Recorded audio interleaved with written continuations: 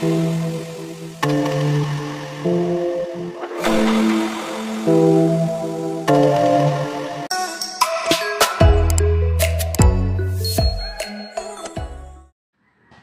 we always learn best when we learn alone? Let us find out how learning with others can make learning more meaningful. Hello, welcome back. This is Cherry Kurtz, currently studying Bachelor of Secondary Education, major in Social Studies 4 at Negros Oriental State University, Shatin campus. Today's lesson, I will discuss one of the important instructional strategies under Unit 2, which is collaborative learning. As future teachers, it is important for us to understand that learning does not always have to happen through a teacher explaining a lesson while students simply listen and take notes. Students can also learn effectively by working with one another, sharing ideas, discussing different perspectives, solving problems together, and helping each other understand a lesson. This is the main idea behind collaborative learning. I will discuss first the definition of collaborative learning, its theoretical foundations, principles and characteristics, common strategies, roles of teachers and students, benefits, challenges, tests for effective implementation, and assessment methods. So let us begin. First, what exactly is collaborative learning? Collaborative learning is an instructional strategy in which two or more learners work together to achieve a common learning goal. In simple words, collaborative learning happens when students learn with and from one another. Instead of students simply receiving information from teacher, they actively participate in the learning process. For example, instead of the teacher discussing an entire topic alone, the teacher may divide the class into small groups and give each group a problem to solve. The students can then discuss the problem, share their opinions, search for information, compare their answers, and eventually come up with a solution. Though this process, students are not only learning the subject matter, they are also learning how to communicate, listen, cooperate, think critically, and solve problems. Collaborative learning is supported by different theories of learning. Three important theorists connected to this approach are Lev Vygotsky, Jean Piaget, and Jerome Borner. Let us discuss each one. First is Lev Vygotsky, who emphasized the importance of social interaction in learning. According to Vygotsky, learning does not happen only inside an individual's mind. It is also influenced by interactions with other people. One important concept associated with Vygotsky is the zone of proximal development, or the CPD. The CPD refers to the difference between a learner can accomplish independently and what the learner can accomplish with the assistance of a more knowledgeable person. For example, imagine that a student cannot solve a difficult mathematics problem alone. However, when the student works with a classmate who understands the process, the student may eventually learn how to solve the problem. The second theorist is Jean Piaget. Piaget's constructivist perspective emphasizes that learners actively construct their own knowledge. This means that students are not simply empty containers waiting for teachers to put information into their minds. Instead, students interpret information, connect new ideas with previous experiences, ask questions, and develop their own understanding. The third theorist is Jerome Werner. He emphasized learning through discovery and active participation rather than simply giving students all the answers. Teachers can create situations where students discover concepts through activities and exploration. Collaborative learning supports this idea because students can investigate questions and discover possible solutions together.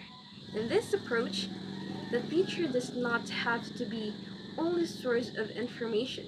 Instead, the teacher becomes a facilitator or guide who creates meaningful learning experiences and supports students as they explore.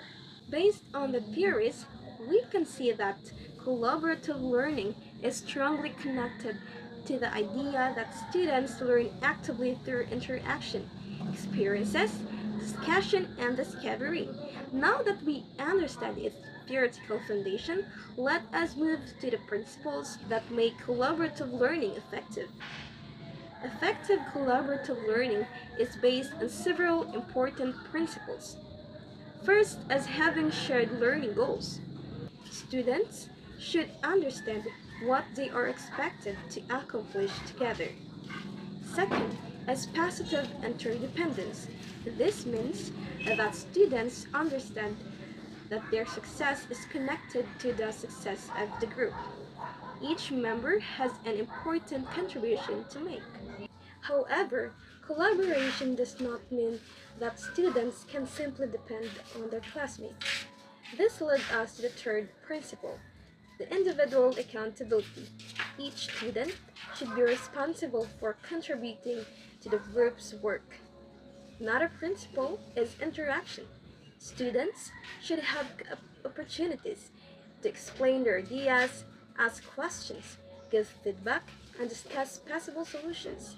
This interaction is important because students can learn not only from teachers but also for their classmates. Students must also be actively involved or participate.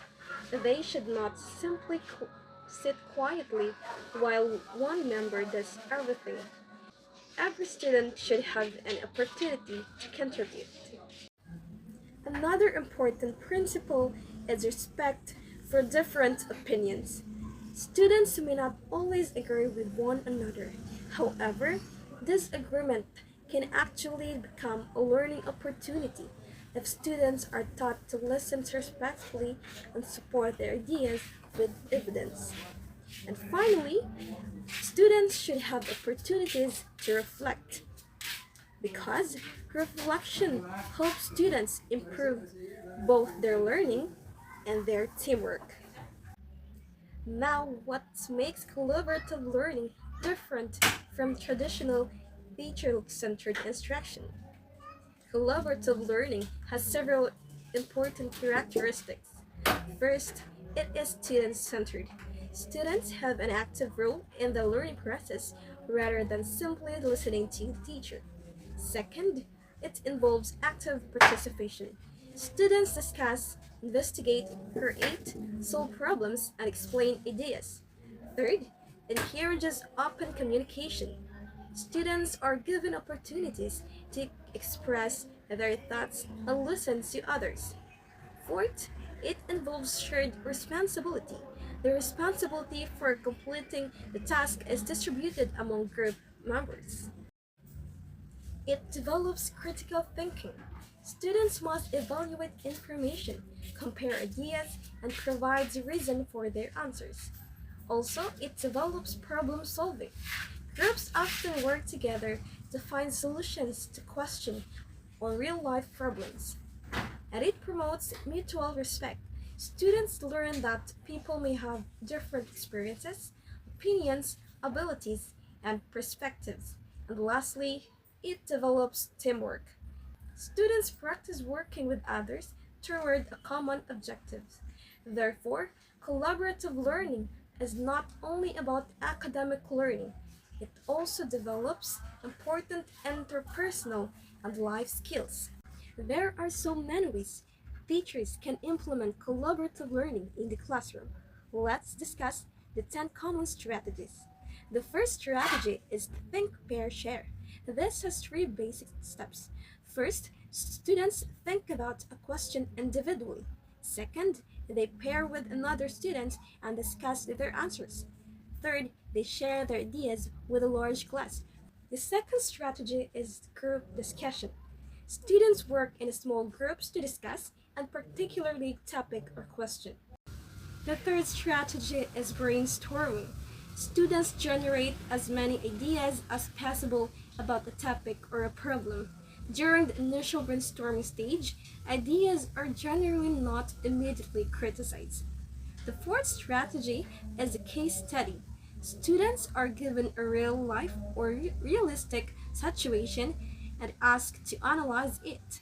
They identify the problem, examine the available information, discuss possible solutions, and present their recommendation. The fifth strategy is problem based learning, or the PBL. In PBL, students work together to investigate and solve an authentic or meaningful problem. Instead of starting with a lecture and then giving students exercises, the teacher may begin with a problem. Students then determine what they already know, what they need to know, research information, discuss possible solutions, and develop an answer. This encourages students to become active problem solvers. The sixth strategy is project-based learning. Students work together over a period of time to create a product, presentation, research output, model, campaign, or other meaningful project. This strategy develops collaboration while also requiring planning, creativity, research, communication, and responsibility. The seventh strategy is peer teaching. This happens when students help teach or explain concepts to their classmates. And the last strategy is a jigsaw strategy. In this strategy, each student becomes an expert on one part of the lesson. In this way, every student becomes both a learner and a teacher. Collaborative learning changes the traditional roles of both teachers and students. Let's discuss first the teacher. The role of the teacher serves as a facilitator. Instead of doing all the talking, the teacher creates learning opportunities where students can interact and participate. The teacher also serves as a guide. When students encounter difficulties, the teacher provides appropriate support rather than immediately giving the answers. The teacher also a motivator, encourages students to participate and helps create a positive classroom environment. Another role is observer. The teacher observes group interactions to determine whether students are participating appropriately. And finally, the teacher serves as an assessor. The teacher evaluates both the learning outcomes and students' individual contributions. Students, on the other hand, become active learners. They are expected to participate rather than simply listen. They become communicators because they must express their ideas. They become listeners because they need to understand the perspective of others. They become problem solvers because groups often need to overcome challenges. They also become team members because they share responsibilities. And finally, they become reflective learners because they think about what they learned and how they participated. Therefore, collaborative learning changes the classroom from a situation where the teacher is only active participant into a learning environment where both teachers and students contribute to the learning process.